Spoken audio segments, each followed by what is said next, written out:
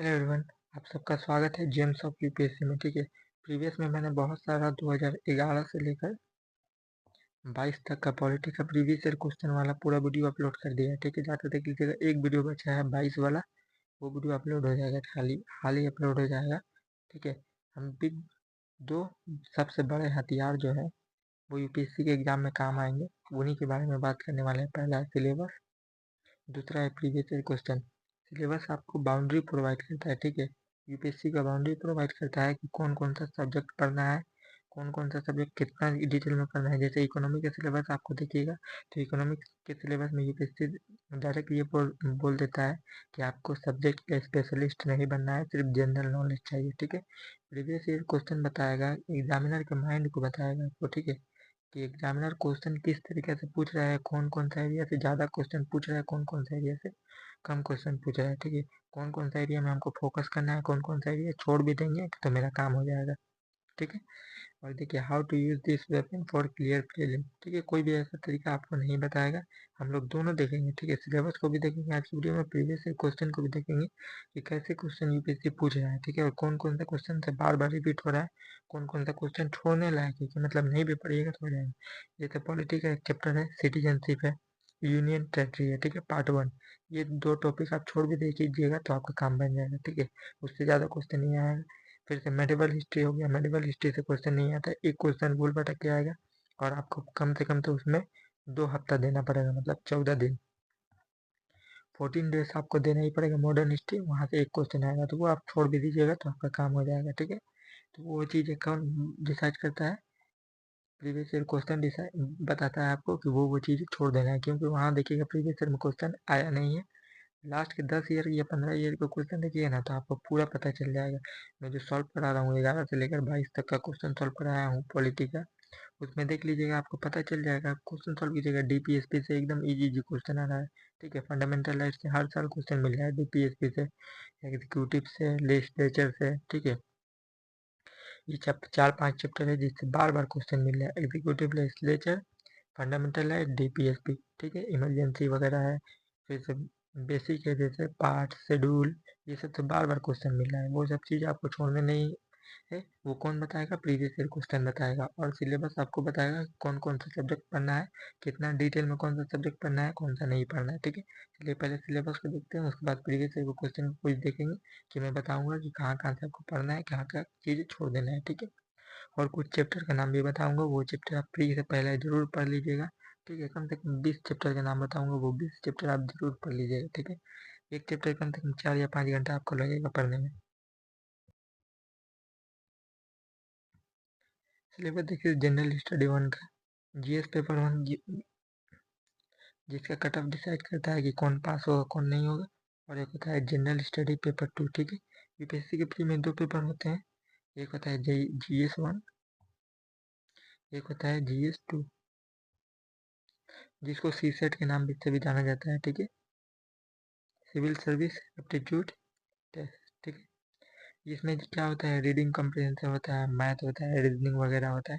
आप सिर्फ reading comprehension और रीजनिंग पढ़िएगा तो आपका सी सेट निकल जाएगा। ठीक है, मैथ पढ़ने की जरूरत नहीं है, मैथ जो होता है वो बहुत हार्ड होता है।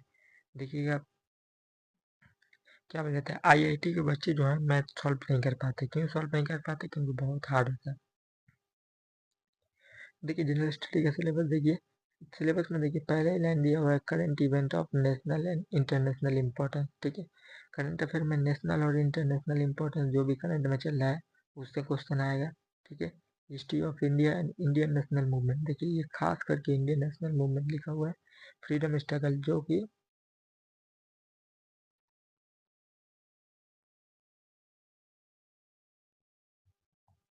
Freedom struggle, Indian national movement, यही टाइम पीरियड है। यहाँ से हर साल देखिएगा 6 या 7 क्वेश्चन मिलेगा।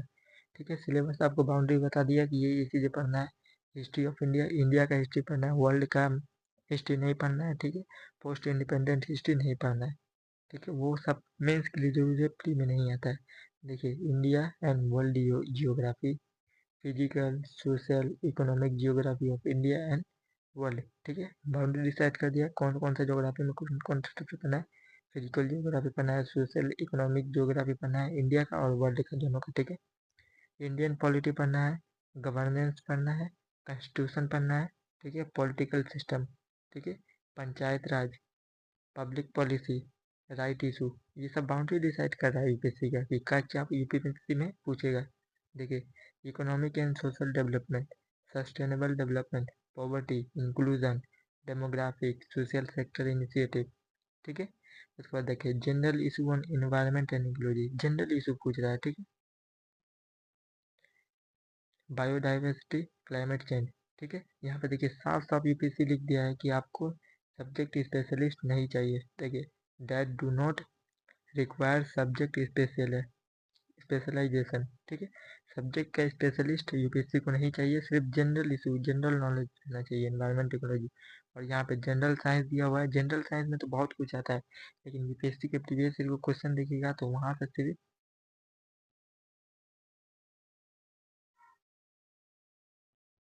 टेक्नोलॉजी से ही क्वेश्चन आया है, ठीक है। साइंस एंड टेक्नोलॉजी से स्पेस टेक्नोलॉजी हो गया, एनर्जी हो गया, बायोटेक्नोलॉजी, नैनो टेक्नोलॉजी और हो गया कम्युनिकेशन, ठीक है। ये 5 चैप्टर से ही क्वेश्चन आता है। स्पेस टेक्नोलॉजी, एनर्जी, ठीक है, बायोटेक्नोलॉजी, नैनो टेक्नोलॉजी, ठीक है, और हो गया कम्युनिकेशन, ठीक है।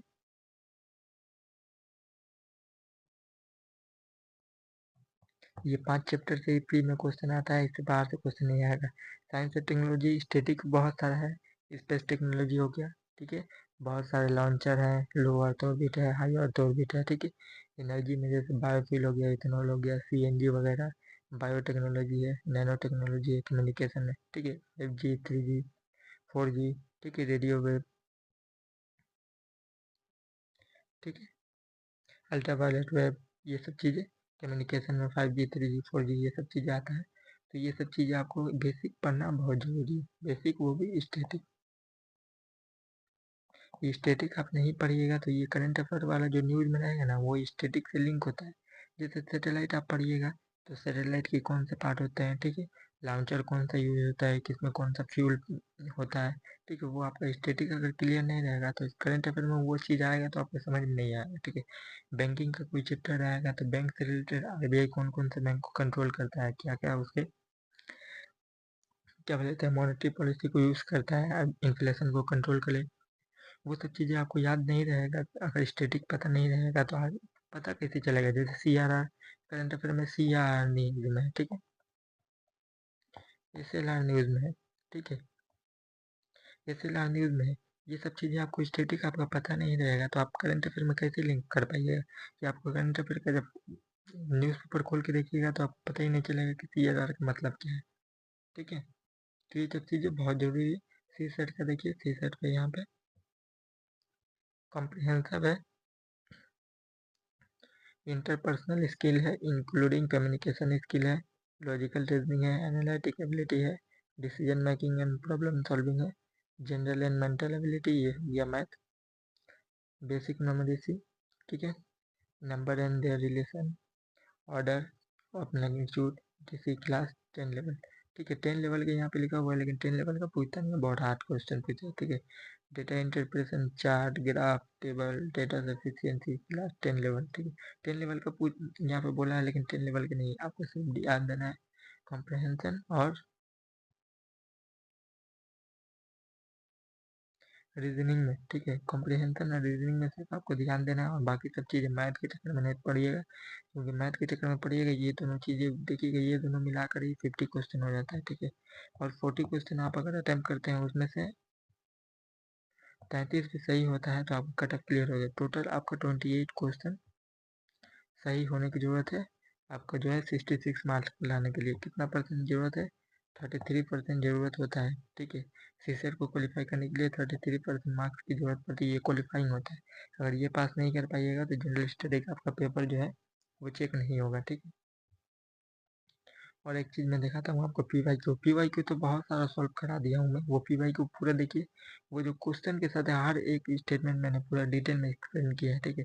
डीपीएसपी जितना बार क्वेश्चन में आया है डीपीएसपी को पूरा मैंने एक्सप्लेन किया है, ठीक है, कि डीपीएसपी नॉन जस्टिफिएबल है, ठीक है, कौन सा पार्ट में है, कौन कहाँ से कहाँ तक है, ये सब चीज़ें पूरा मैंने डिटेल में एक्सप्लेन किया, वो PYQ वाले वीडियो जाकर आप जरूर देखिएगा, ठीक है। उससे आपको बहुत सारा नॉलेज मिलेगा। टोटल कितना है, 13 वीडियो होगा ना। 13 वीडियो में आपका बहुत सारा नॉलेज मिलेगा। 13 क्लास मतलब दूसरा कोई भी चीज़ वैसे प्रोवाइड नहीं मिलेगा। यूट्यूब पे आपको कहीं भी वैसा एक्सप्लेनेशन नहीं मिलेगा मैंने जैसा एक्सप्लेनेशन करवाया है, ठीक है। आप किसी कोर्स में जाइएगा तो कोर्स का ऑनलाइन क्लासरूम में ही मिलेगा। यूट्यूब पे तो आपको फ्री में कोई भी प्रोवाइड नहीं करेगा, मैं इतना गारंटी देके बोल रहा हूँ, ठीक है। अगले वीडियो में हम लोग 2012 वाला डिटेल एक्सप्लेन करेंगे, ठीक है। 12 वाला ही सिर्फ लास्ट वीडियो होगा, उसके बाद से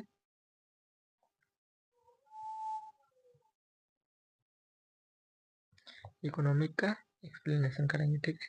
ये पॉलिटी का पूरा हो जाएगा तो उसके बाद इकोनॉमी का करेंगे। बीच बीच में है कि स्ट्रेटजी वाला वीडियो मैं अपलोड कर दूंगा, ठीक है।